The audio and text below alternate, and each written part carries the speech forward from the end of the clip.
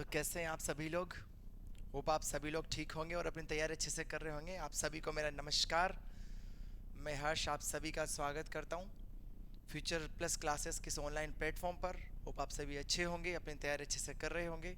तो चलिए फिर सेशन को शुरू करते हैं। आज मैं सेशन रिकॉर्ड करने जा रहा हूँ। 10th ऑफ फेब का ये सेशन है जो मैं रिकॉर्ड कर रहा हूँ। कुछ चीज़ें जो मुझे फीडबैक में मिली और कहीं ना कहीं पे मैं फील करता हूँ कि कहीं ना कहीं पे इम्प्रूवमेंट्स बहुत ज़रूरी है। Improvements whatever things I am teaching to you, जो भी मैं आपको पढ़ा रहा हूँ, whatever things whatever content I am taking to you और I am bringing it here, like whatever the source I am using. तो कहीं ना कहीं अब हम कोशिश करेंगे कि सारे कंटेंट्स को और इम्प्रूव कर सकें। ठीक है, आपके पर्सनल फीडबैक्स भी मुझे मिलते रहते हैं, जिससे मैं कोशिश करता हूँ कि सभी कंटेंट्स को ज़्यादा से ज़्यादा अच्छे से मैं आपके सामने प्रेजेंट कर सकूँ। तो चलिए फिर शुरू करते हैं।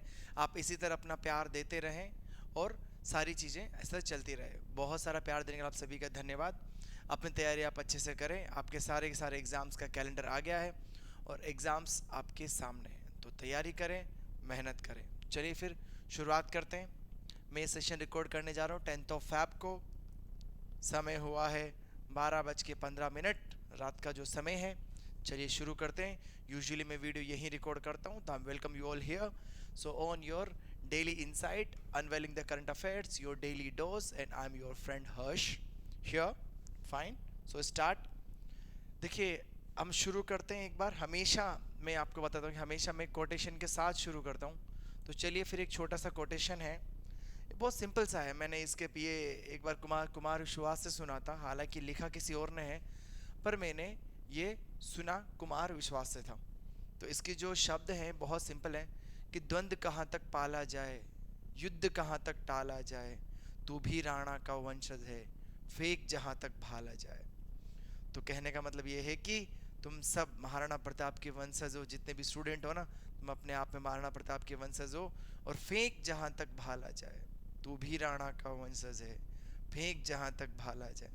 तो बस अपनी मेहनत जारी रखो, अपनी हिम्मत जारी रखो, और जितना कोशिश करते हो बस बेजोड़ कोशिश करो। वक्त जरूर बदलेगा। वक्त को तो बदलना ही होगा। वक्त तो आपकी मुट्ठी में है, अगर आप उसका सही उपयोग कर रहे हैं तो। ठीक है, तो चलिए फिर शुरुआत करते हैं सेशन की। ये आपके सामने आपकी पहली न्यूज़ जो आपके सामने है कि cabinet union cabinet approved 6 multi track rail projects. देखिए, रेल हमारे देश की लाइफलाइन है। आपने देखा रेल बहुत सारी चीज़ें जुड़ी हुई है। रेल से हम ट्रेवल करते हैं। ये एयर जो हम बात करें, जो पथ परिवहन की अगर हम बात करें, या हम रोड पर इसकी बात करें, थल परिवहन का, तो सबसे अच्छा साधन है। बहुत स्पीड से ट्रेन चलती है, किफ़ायती है, सस्ता है। तो चलिए फिर आज हम रेलवे की हिस्ट्री के बारे में डिस्कस करेंगे। हम डिस्कस करेंगे नई नई ट्रेनें कौन कौन सी चल रही है। हम डिस्कस करेंगे वंदे भारत के बारे में। हम डिस्कस करेंगे ट्रेन 18 के बारे में, गतिमान एक्सप्रेस के बारे में। हमें सारी जानकारी आज डिस्कस करेंगे। तो चलिए फिर शुरू करते हैं। आपके सामने पहला ये, व्हाट इज़ रेलवेज। ठीक है, देखिए रेलवेज के बारे में कुछ जान लेते हैं कि इंडियन रेलवे जो है हमारा, ये मेन आर्टरी है। आर्टरी मतलब एक वेन है, एक सिस्टम है, जहाँ पे हम एक जगह से दूसरी जगह पे जाते हैं। ये आपका इनलैंड सिस्टम है, ट्रांसपोर्टेशन का सिस्टम है। ट्रांसपोर्ट सिस्टम आप सभी को पता है, आई डोंट थिंक इसमें कुछ समझाने की ज़रूरत है। एक ट्रांसपोर्ट का सिस्टम है। दूसरा बात करें, जो पहली रेलवे लाइन थी, याद रखिएगा, ये 1853 में मुंबई से ठाणे के बीच डाली गई। ये आपको ध्यान रखना है। ये आपका मुंबई से ठाणे के बीच लाइन डाली गई थी। और दूसरा, ठाणे महाराष्ट्र में है, मुंबई महाराष्ट्र में, ये आपको ध्यान रखना है। Mumbai is the capital of Maharashtra, Maharashtra की राजधानी है, ये आपको ध्यान रखना है। अगर इंडिया के हम नेटवर्क्स की बात करें तो आपको याद रखना है, India is second most largest network है, largest network, largest rail network, second most, सबसे लार्जेस्ट रेल नेटवर्क है। ठीक है, याद रखिएगा, second most largest rail network है। लेकिन अगर हम बात करते हैं कितने सवारियों को हम लेके जा रहे हैं और कितना इसका जाल फैला हुआ है, अगर हम बात करें, या फिर हम बात करें कि कितने किलोमीटर दूरी तय होती है, उसमें इंडिया का ये लार्जेस्ट रेल नेटवर्क रहेगा, नेटवर्क के हिसाब से। लेकिन हम बात करें कितने किलोमीटर तय किए जाते हैं या कितने मतलब पैसेंजर्स को कैरी करते हैं, तो on the basis of passenger carrying capacity, on passenger carrying capacity. ठीक है, आपको याद रखना है इंडिया फर्स्ट नंबर पे है, याद रखना। रिपीट कर देता अपना सेंटेंस। सेकंड नंबर पे है रेल नेटवर्क एशिया में, और फोर्थ है पूरे के पूरे वर्ल्ड में, ये आपको ध्यान रखना है। बिकॉज यूनाइटेड स्टेट, रशिया और चाइना, इसके बाद में फोर्थ नंबर पे आपका ये आएगा, लेकिन आपका एशिया में आपका सेकंड नंबर पे है, याद रखना है। एशिया महाद्वीप में ये आपका सेकंड नंबर पे है, ये आपको ध्यान रखना है। एशिया महाद्वीप में आपका सेकंड नंबर पर रहेगा। पहली जो आपकी रेल लाइन थी ये मुंबई से ठाणे के बीच में चलाई गई थी 1853 में, और जो इसका पर्पस था वो था कैदियों को लेके एक जगह से दूसरी जगह लेके जाने का जो पर्पस था वो था स्टार्टिंग में, याद रखिएगा। दूसरा बात करें कैरिड किलोमीटर्स में, इंडिया नंबर 1 पे, ये आपको ध्यान रखना है। तो 3 most point, first thing first, 1853 Mumbai से ठाणे। सेकंड है ये एशिया में, लेकिन जो सामान कैरी और पैसेंजर लेके जाने और किलोमीटर जो तय करते हैं उस कैपेसिटी में इंडिया नंबर 1 पे है, याद रखना है। कुछ और चीज़ डिस्कस कर लेते हैं। देखिए रेलवे का आपने तो सुना होगा कि रेलवे जो रेल है कहीं ना कहीं पे देश की लाइफ लाइन। अगर आपने मुंबई में सुना होगा तो मुंबई की लाइफ लाइन वहाँ की लोकल मेट्रो ट्रेन है, उस तरह लाइफ लाइन है। ये बहुत सारे काम जनरली हम रेलवे से करते हैं। पहला जो सबसे ज़रूरी काम अगर हम बात करें तो वो है आपका कनेक्टिविटी का। रेलवे आपका सबसे बड़ा सोर्स है एक जगह से दूसरी जगह जाने का। बस के बाद में हमारा पथ में अगर बात करें तो ट्रेन सबसे बड़ा सोर्स है जो बहुत लंबी लंबी दूरी तय करती है। फ्रॉम जम्मू कश्मीर से कन्याकुमारी तक सारी दूरी तय करती। तो कनेक्टिविटी अपने आप में यह है। एम्प्लॉयमेंट का साधन है, कहीं ना कहीं पे हज़ारों लाखों लोग रेलवे डिपार्टमेंट्स में काम करते हैं। उनके साथ में रेलवे के जो बहुत सारी अलाइड एजेंसीज़ है, बहुत सारी जो अलग प्राइवेट एजेंसीज़ है, वो भी साथ में कहीं ना कहीं पे काम करते हैं। तो उससे रोज़गार जनरेट होता है, लोग एक जगह दूसरी जगह रोज़गार के लिए जाते हैं, वो भी इसका सबसे बड़ा एडवांटेज है। गुड्स ट्रांसपोर्ट आपने देखा, गुड्स ट्रेन्स मालगाड़ी जो होती है वो माल को एक जगह दूसरी जगह पहुंचाने का काम करती है। ठीक है। सेकंड हम बात करें रेवेन्यू का, बहुत बड़ा सोर्स है जो ये मालगाड़ी और जो पैसेंजर गाड़ी है, जो ये ट्रेन जो ये सवारियों को लेके जाती है, इससे हमारी जीडीपी में इजाफा होता है और हमें कहीं ना कहीं पे उसके फ़ायदे मिलते हैं। टूरिज़्म की बात करें तो बिल्कुल हाँ, बाहर से जो टूरिज़्म के हम लोग एक जगह दूसरी जगह घूमने जाते हैं, तो देखिए फ़्लाइट को अफोर्ड करना हर किसी के बस में नहीं है। So train is a most affordable है, बहुत अफोर्डेबल है, सबसे सस्ता वही है। तो ट्रेन से ट्रेवल करते तो टूरिज़्म बढ़ता है। नेशनल इंटीग्रेशन की बात करें, ठीक है, इंटीग्रेशन मतलब होता है एक साथ मिलना, या नेशनल एकता की अगर हम कहीं ना कहीं पे बात करें तो इसमें बहुत बड़ा रोल है। पैसेंजर्स बैठते हैं, कल्चरल एक जगह दूसरी जगह जाते हैं, कल्चरल एक्सचेंज होता है, बातें होती है, बहुत सारी चीज़ें हैं। दूसरा रेलवे के एडवांटेज की हम बात करें तो रेलवे एक लोकल आय का साधन भी है। रेलवे के कूली हो गया, बाकी जो रेलवे से जुड़े हुए सारे लोग हैं, कूलीज हैं, टैक्सी वाले हैं, इन सबको कहीं ना कहीं पे रोजगार मिलता है। तो ये रेलवे कहीं ना कहीं पे कंट्रीब्यूशन है कंट्री के लिए। दूसरा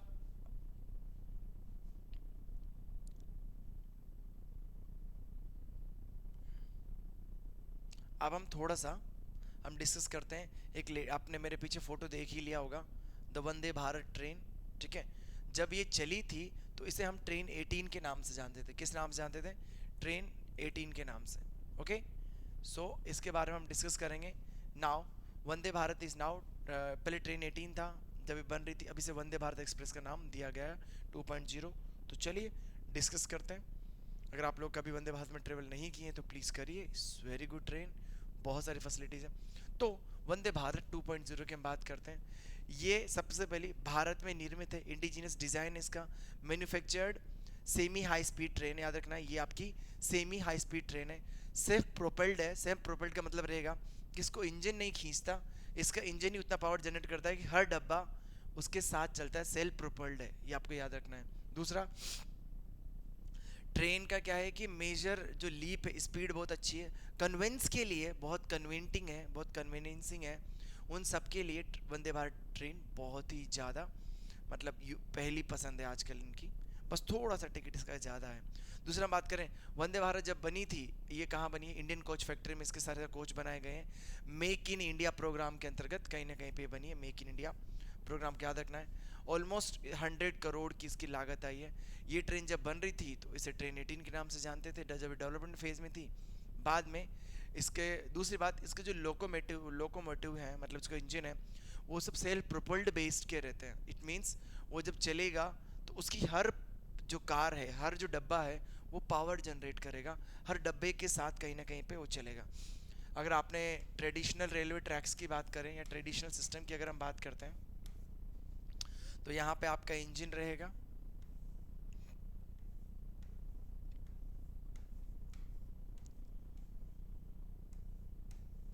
यहाँ पे आपका इंजन रहेगा और बाद में आपके यहाँ पे कोच रहेंगे अलग अलग, ठीक है। ये आपका ऐसा इंजन रहेगा, ये सारे डब्बों को खींचेगा। बट वंदे भारत में क्या है, वो सेल्फ प्रोपेल्ड है। इसका मतलब ये है कि जो इसका हर डब्बा है वो अपने आप, हर कार एनर्जी जनरेट करती है और हर कार के साथ पावर जनरेट होकर पूरा ऐसा चलता है। मतलब बोल सकते हैं कि ये इंजन लेस ट्रेन है, इंजन इसका नहीं है, इसके सारे डब्बे अपने आप में एक इंजन है। हम आम भाषा में ये कह सकते हैं, आपको ध्यान रखना है। बाकी इंडियन कोच फैक्ट्री में बना है, ये आपको ध्यान रखना है। बाकी कुछ और चीज़ों की अगर हम बात करें तो इसमें क्या रहेगा कि ये आपका जो स्पीड है, अगर हम स्पीड की बात करते हैं तो आपकी 160 किलोमीटर पर आवर से की स्पीड, ये मैक्सिमम इसकी स्पीड है 160 किलोमीटर पर आवर, ये आपको याद रखना पड़ेगा। एक्सेलरेशन और डीएक्सेलरेशन, इसका जब स्पीड बढ़ती है और कम होती है, इसका जो 0 से 100 तक जाने का जो टाइम है, ये बहुत अच्छा है, बहुत ही ज़्यादा जल्दी वो पहुंचती है। तो इससे 25 से लेके 45% तक टाइम की बचत होती है, ये आपको ध्यान रखना है। स्टेट ऑफ आर्ट इंडिजिनस है, इसके अंदर कवच लगा हुआ है। अगर आपने if you know Balasore accident Orissa, तो आपको पता चलेगा कि वहाँ इसमें कवच लगा हुआ है। और ये सिस्टम एंटी कोलिशन है, मतलब दो ट्रेनों को आपस में टकराने से बचाने का काम करता है। इसको कोयलेस अवॉर्डिंग सिस्टम बोलते हैं या कवच इसे बोलेंगे, जो कि इंडियन रेलवे ने खुद डेवलप किया है, प्लीज़ इसे याद रखिएगा।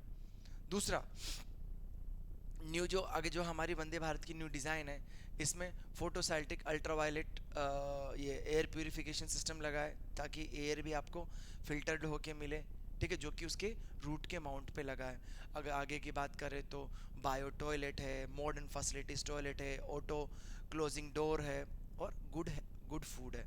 ये सारा कहीं के वंदे भारत में है। सो दीज आर जो चीज़ें हैं, इससे भी हमें जीडीपी जनरेट होगी और कहीं ना कहीं पे ये आपकी यात्रा को सुखद बनाने का काम करता है। तो ये इसका बहुत बड़ा एडवांटेज है। चलिए फिर आगे बढ़ते हैं।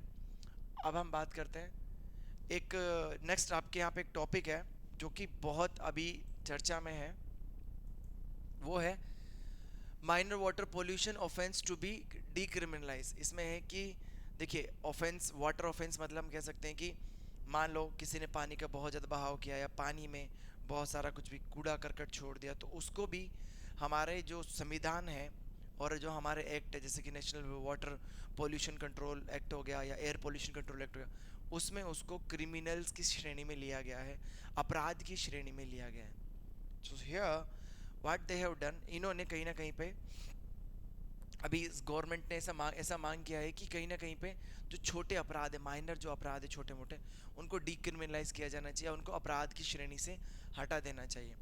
तो ये सारे काम करता कौन है? देखिए, आपके दो बॉडी है, सेंट्रल पोल्यूशन कंट्रोल बोर्ड और स्टेट पोल्यूशन कंट्रोल बोर्ड। ये दो आपकी बॉडीज़ है जो जनरली वाटर पोल्यूशन हो गया या आपका एयर पोल्यूशन हो गया, इनसे रिलेटेड सारे रूल्स बनाती है, सारे नियम बनाती है और उनको कहीं ना कहीं पे उनको इम्प्लीमेंट करती है। दूसरा, आप कह लो ये अपने आप में ये बॉडी है जो कि क्वासी जुडिशियल नेचर है, मतलब ये किसी को सज़ा सुना सकती है, किसी के ऊपर जुर्माना लगा सकती है, मतलब सज़ा मतलब जुर्माना लगा सकती है फाइनेंशियल कहीं ना कहीं पे ये, ठीक है। ये सारे अधिकार सेंट्रल पोल्यूशन कंट्रोल बोर्ड को है या स्टेट पोल्यूशन कंट्रोल बोर्ड को है। तो चलिए जानते हैं आज हम सेंट्रल पोल्यूशन कंट्रोल बोर्ड और स्टेट पोल्यूशन कंट्रोल बोर्ड के बारे में। तो आपके सामने है सेंट्रल पोल्यूशन कंट्रोल बोर्ड की अगर हम बात करते हैं तो ये आपका स्टेचुरी बॉडी है, याद रखिएगा वैधानिक बॉडी है, ये आपको ध्यान रखना है। ये किसके अंदर आती है? मिनिस्ट्री ऑफ इन्वायरमेंट और फॉरेस्ट और क्लाइमेट चेंज के अंडर आती है। Ministry of environment, forest and climate change के अंडर आती है। इसका जो हेडक्वार्टर है ये न्यू दिल्ली में है, आपको याद रखना है। Central pollution control board work under ministry of environment, forest and climate change. दूसरा आपको याद रखना पड़ेगा कि इसका जो हेडक्वार्टर न्यू दिल्ली में है। इस्टेब्लिश हुई थी 1947 में, इसको पहली बार इस्टेब्लिश किया गया था। वहाँ ज़रूरत इसकी इसलिए पड़ी कि कहीं ना कहीं पे वाटर से रिलेटेड कोई रूल था ही नहीं। जो बड़ी बड़ी फैक्ट्रीज है उनसे निकलने वाला जो गंदा पानी है, जो उनके बहुत सारे जिसमें बहुत सारे केमिकल्स हैं, वो डायरेक्टली नदी में जा रहा है, जिससे हज़ारों लोग बीमार पड़ रहे हैं। ठीक है, पीने का पानी नहीं मिल रहा है, पानी दूषित हो रहा है। तो उन सबको कंट्रोल करने के लिए कहीं ना कहीं पे ये एक्ट बनाया गया। तो 1974 में ये water pollution prevention control act बनाया गया। बाद में उसके अंदर जो air pollution and control act 1981 उसके बाद में बनाया गया। तो वाटर और एयर दोनों को सेंट्रल पोल्यूशन कंट्रोल बोर्ड कहीं ना कहीं पे इन एक्ट के अंडर ये काम करता है। ये दूसरा जो स्टेट, जो आपका स्टेट पोल्यूशन कंट्रोल बोर्ड है, उसकी एक्टिविटीज़ के साथ कोऑर्डिनेट करता है। देखिए स्टेट का अपने आप में अलग रोल है, स्टेट पोल्यूशन कंट्रोल बोर्ड का, और सेंट्रल पोल्यूशन कंट्रोल बोर्ड उसका अपने आप में एक अलग रूल है। दोनों को कहीं ना कहीं पे उस चीज़ के लिए मदद करता है। चलिए हम आगे बात करते हैं, इसके पावर्स एंड फंक्शन की बात कर लेते हैं। देखिए सेंट्रल, मैंने आपको अभी बताया था कि जो आपका सेंट्रल पोल्यूशन कंट्रोल बोर्ड है, इसके पास में बहुत सारी पावर्स रहती है, बहुत सारी एडवाइजरी पावर रहती है, बहुत सारी ऐसी पावर्स है कि ये किसी पे पेनाल्टी लगा सकता है या ऐसा जुर्माना लगा सकता है। जैसे कि हम बात करें जो सेंट्रल पोल्यूशन या स्टेट पोल्यूशन कंट्रोल बोर्ड है, ये सेंट्रल गवर्नमेंट को या स्टेट गवर्नमेंट को एडवाइस दे सकता है। ठीक है, उनको किसी भी मैटर में एडवाइस दी जाती है, बट जो एडवाइस रहेगी वो कहीं ना कहीं पे एडवाइजरी नेचर रहेगा, वो रिकमेंडेशन नहीं दे सकता, ये आपको ध्यान रखना है। सेकंड, बहुत सारे जो प्रोग्राम्स है जो कि वाटर कंट्रोल के लिए, वाटर पोल्यूशन कंट्रोल के लिए होते हैं, एयर पोल्यूशन कंट्रोल के लिए होते हैं, उन सबको ये कंट्रोल करता है। बाकी जो बात करें कि बहुत सारे जो प्रोग्राम है, बहुत सारी जो एक्टिविटीज़ है उनको करता है। वाटर पोल्यूशन को प्रिवेंट करने के लिए, कंट्रोल करने के लिए जितने मीजर्स ले सकता है, जितने ये उपाय कर सकता है, ये सारे उपाय कहीं ना कहीं पे ये करता है। ठीक है, दूसरा बहुत सारे प्रोटोकॉल बनाना, नियम बनाना, ये सारा काम कहीं ना कहीं पे आपका सेंट्रल पोल्यूशन कंट्रोल बोर्ड करता है और वाटर पोल्यूशन कंट्रोल बोर्ड करता है, आपको ध्यान रखना है। अब हम बात करते हैं what is water pollution and what is air pollution. देखिए वाटर पोल्यूशन क्या होता है या एयर पोल्यूशन क्या होता है, हम एक बार बात करते हैं। देखिए वाटर का सिंपल डेफिनेशन है, वाटर क्या है? पीने का पानी। अगर हम बात करें तो उस वो रंगहीन होना चाहिए, गंधहीन होना चाहिए, स्मेल कोई भी नहीं आनी चाहिए, और उसके अंदर कोई भी तैरती हुई या कोई भी ऐसा उसमें अशुद्धियाँ नहीं होनी चाहिए। तो वाटर पोल्यूशन हम कहेंगे कि कोई भी कंटामिनेटेड चीज़ जो कि वाटर को पोल्यूट कर दे, जैसे कि रिवर, लेक, ओशन, इन सब किसी को प्रिवेंट कर दे, मतलब उनको प्रदूषित कर दे किसी भी रीजन से, वो सब कहीं ना कहीं पे वाटर पोल्यूशन में आएगी। जैसे कि can be define as contamination of the water bodies. आप नदी का ले लो, झील का ले लो, तालाब का ले लो, वो सब किसी भी रीजन से, एग्रीकल्चर एक्टिविटीज़ से, किसी फैक्ट्री के जो दूषित पानी है उससे, किसी से भी कहीं ना कहीं पे आ सकती है। एयर पोल्यूशन की बात करें, अगर हम वायु प्रदूषण की बात करते हैं तो याद रखिएगा फिजिकल, केमिकल या बायोलॉजिकल कोई भी ऐसा चेंज हो एयर में, उसको हम वाटर पोल्यूशन बोले। जैसे कोई हार्मफुल गैसेस है वो कहीं ना कहीं पे हमारे मतलब उसमें एयर में मिल गई, एनिमल्स, प्लांट, इन सब का स्मोक या कोई भी स्मोक हो गया, कहीं ना कहीं पे ये इसमें रहता है सारा का सारा, ये आपको ध्यान रखना है। नेक्स्ट, ये आपके वाटर पोल्यूशन के बारे में था, तो याद रखिएगा सेंट्रल पोल्यूशन कंट्रोल बोर्ड और वाटर पोल्यूशन कंट्रोल मतलब ये अपना स्टेट पोल्यूशन कंट्रोल बोर्ड है, दोनों बॉडीज़ के बारे में ध्यान रखना है। स्टेचुरी बॉडीज़ है, ये ministry of forest and climate change के अंदर ये आती है, ये बिल्कुल प्लीज़ ध्यान रखिएगा। This can be the probable, ये क्वेश्चन आ सकता है, आपको ध्यान रखना है। पोल्यूशन कंट्रोल के अंदर ये काम करती है। दूसरा, ये 1974 में बनी थी, उस टाइम में इसको वाटर पोल्यूशन कंट्रोल एक्ट में बनाया था। उसके बाद में 1984 में इसको air pollution and control act भी बना दिया गया। दोनों के साथ में ये काम करती है, दोनों कंट्री काम करते हैं। नेक्स्ट, आपके सामने एक न्यूज है जो कि कल परसों इसमें थी, वो है काइसनूर फॉरेस्ट डिजीज और के एफ डी एक डिजीज़ है जो कि मंकीज़ में होती है और इसके कुछ ट्रेसेस ह्यूमंस में भी देखने को मिले हैं। तो हम लोग काइसनूर फॉरेस्ट डिजीज़ के बारे में थोड़ा सा एक आइडिया लेंगे, डिस्कस करेंगे ये डिजीज़ क्या होती है और कैसे ये इम्पेक्ट करती है, इसके लक्षण क्या क्या हैं, how it's works. Come on now, Kyasanur forest disease की बात करते हैं। इस कॉज्ड बाय फॉरेस्ट डिजीज़, ठीक है। अगर 2-3 चीज़ आपको ध्यान रखनी इसके बारे में, इसको काइसनूर फॉरेस्ट डिजीज़ क्यों किया गया है, क्योंकि ये प्राइमरी ये ह्यूमंस को, इंसानों को और मंकी को इफेक्ट करती है। आपको ध्यान रखना है, पहली बार 1957 में एक मंकी में मिली थी काइसनूर फॉरेस्ट। याद रखिएगा, जो काइसनूर है ये आपका कर्नाटका में है, कर्नाटका स्टेट में है, ये आपको ध्यान रखना है। ओके, कर्नाटका स्टेट में, वहीं से इसकी कहीं ना कहीं पे शुरुआत हुई थी। और 1957 में 400 से 500 केसेस के आए थे, फिर बाद में ये डिजीज़ क्रेडिट होगी, दिखना बंद हो गई, लेकिन बाद में फिर इसके भी रिसेंटली केसेस आए।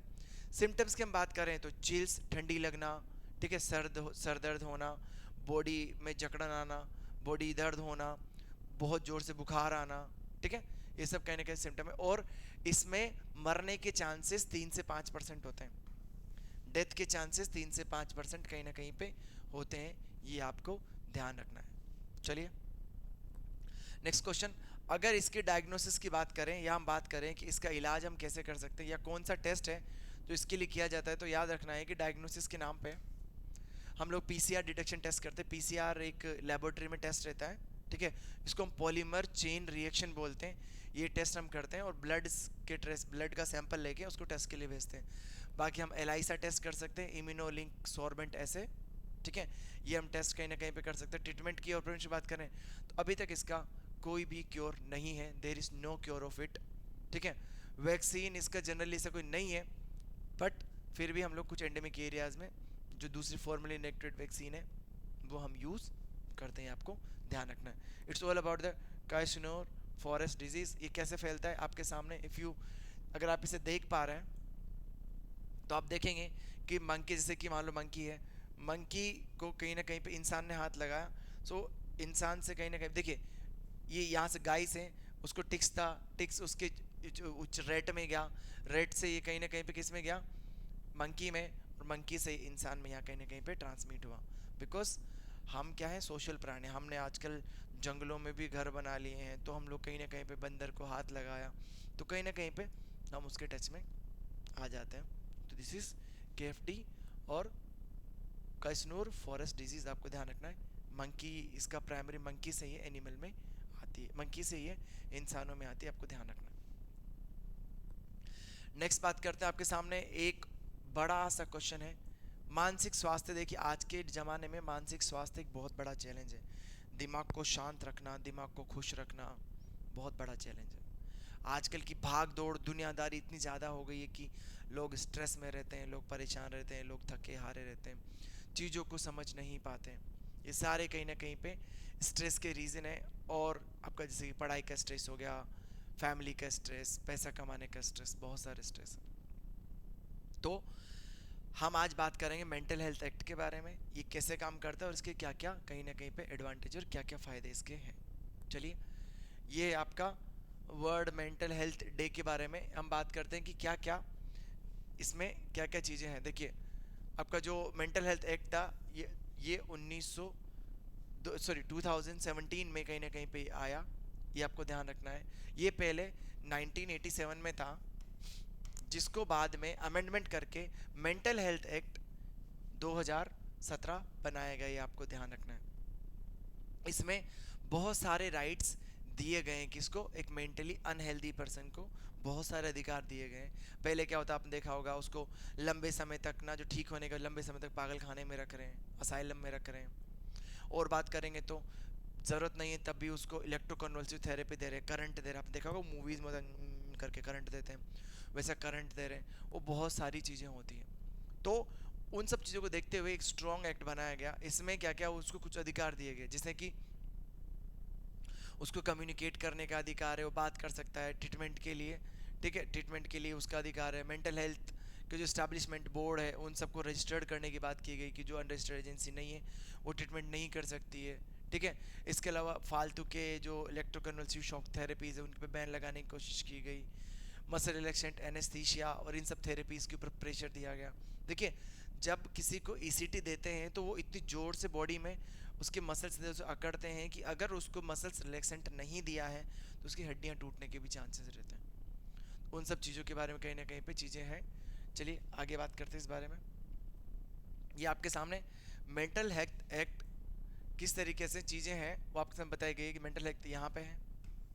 उसको कम्युनल लिविंग का अधिकार है, अलग से सेग्रीगेट नहीं करेंगे उसको, अलग नहीं, कम्युनिटी में रहने का उसका अधिकार है, अलग नहीं करेंगे कि ये तो पागल है इसको अलग कर दो, ऐसा अधिकार नहीं है। दूसरा बात करें, अगर कोई भी मेंटल अनहेल्दी व्यक्ति अगर सुसाइड के लिए ट्राई करता है, कोशिश करता है, तो उसको पहले कहता है कि सुसाइड कमिट करना भी क्राइम था, अभी भी क्राइम है फॉर मेंटली हेल्दी पर्सन के लिए।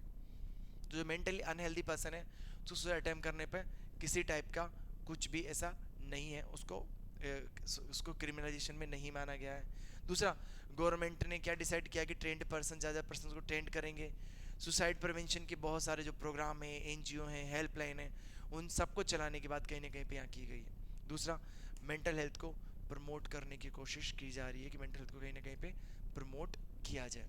दूसरा हम बात करें एडवांस जो है उनमें कैसे डायरेक्शंस दिए गए हैं कि कैसे पेशेंट को ट्रीट किया जाएगा और कैसे ट्रीट नहीं किया जाएगा और कौन डिसाइड करेगा कि इस पेशेंट को कैसे ट्रीट करना है, इन सब के बारे में नई नई गाइडलाइंस दी गई है। दूसरा हम बात करें, ठीक है, उसको कुछ कुछ राइट्स दिए गए हैं। जैसे राइट्स की बात करें तो राइट बेस्ड अप्रोच की बात करें, मेंटल हेल्थ केयर, उसको केयर मिलना चाहिए, प्रॉपर इंफॉर्मेशन, उसको राइट टू कॉन्फिडेंशियलिटी, कोई पागल है या उसकी फाइल है उसको ऐसे किसी को ऐसे बता नहीं सकते, कॉन्फिडेंशियल रखना है, गुप्त रखने के उसको पूरे अधिकार है, गोपनीयता का अधिकार उसको पूरा का पूरा है। और right to access the medical record, उसको अधिकार है कि वो अपने मेडिकल रिकॉर्ड को एक्सेस कर सके, वो सारे अधिकार उसको दिए गए हैं। नेक्स्ट हम बात करते हैं आपके सामने इंडिया कलादान प्रोजेक्ट की हम बात करते हैं। देखिए, इंडिया म्यांमार के बीच में एक प्रोजेक्ट है, उसको कलादान प्रोजेक्ट कहा गया है। ठीक है, कलादान मल्टी मॉडल प्रोजेक्ट कहा गया है। मैं एग्जैक्टली अगर आपको एक फ़ोटो दिखाऊं,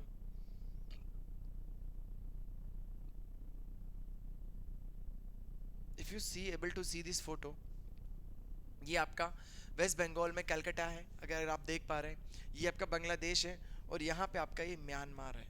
ओके, तो एक मल्टी मॉडल प्रोजेक्ट है जो कि आपके कलकत्ता हुगली रिवर से शुरू होकर ये आपका यहाँ के जो सितवे पोर्ट ऑफ म्यांमार है, सितवे पोर्ट, ये सितवे है,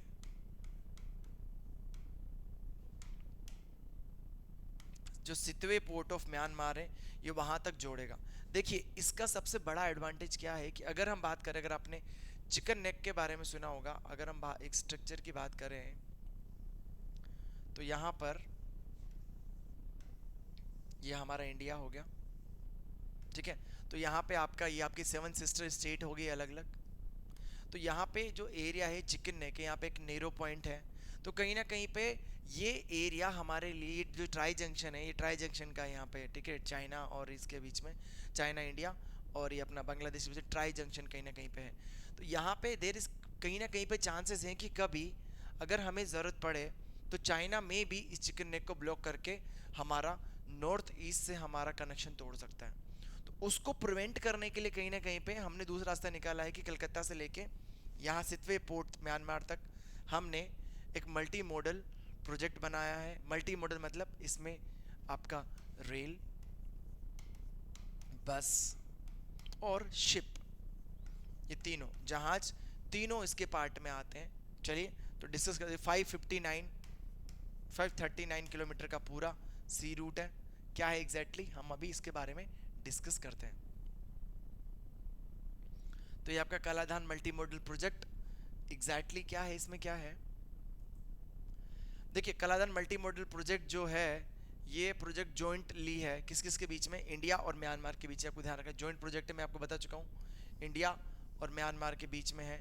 to create multi modal transport create करने के लिए कहीं ना कहीं पे ये सारा है, जो कि कहीं ना कहीं पे शिपमेंट के लिए ईस्टर्न पोर्ट में शिपमेंट जो शिपमेंट्स रहते हैं, जो बड़े बड़े कार्गोज रहते हैं, उनको कहीं ना कहीं पे ले जाने के लिए कहीं ना कहीं रहेगा।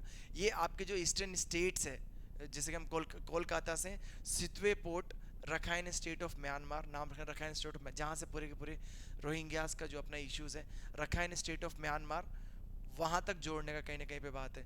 जो टोटल डिस्टेंस है वो है 1328 किलोमीटर्स टोटल डिस्टेंस होगा, जिसमें 539 आपका सी रूट रहेगा और 500 जो बाकी बचा है वो आपका बाकी रूट में रहेगा। हम और चीज़ों के बारे में डिस्कस करें, अगर हम लोग इसमें कंपोनेंट की बात करें तो इसमें आपका सी वाटर, सी रिवर और रोड ट्रांसपोर्ट तीनों शामिल है।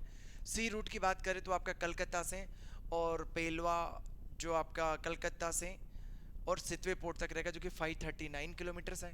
अगर हम रिवर रूट्स की बात करें सितवे से ये पटलेवा कलाधान रिवर तक है जो कि 158 किलोमीटर्स है। और रोड रूट की बात करें तो ये आपका फतेवा से इंदौर, ये इंडो म्यांमार बॉर्डर से 110 किलोमीटर कहीं ना कहीं पे इनटू द मिजोरम।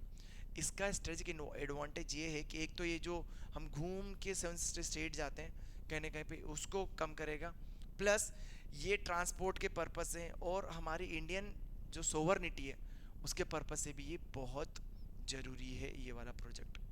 ठीक है, तो already Indian government working with और this is already started, it's about to finish. तो ये सारी चीज़ें आपको ध्यान रखनी है। ये आपका ये मल्टीपल प्रोजेक्ट हो गया। So students, this is all about my topics today. Hope आप सभी को पसंद आया होगा। मैं अपने कंटेंट में धीरे धीरे मोर इम्प्रूवमेंट करने की कोशिश करूँगा ताकि मैं अपने कंटेंट को और बेहतर बना सकूँ। बाकी आप मेरे साथ जुड़े रहिए। आप सभी का धन्यवाद। मिलते हैं अगले लेक्चर में। Thank you so much. Good night.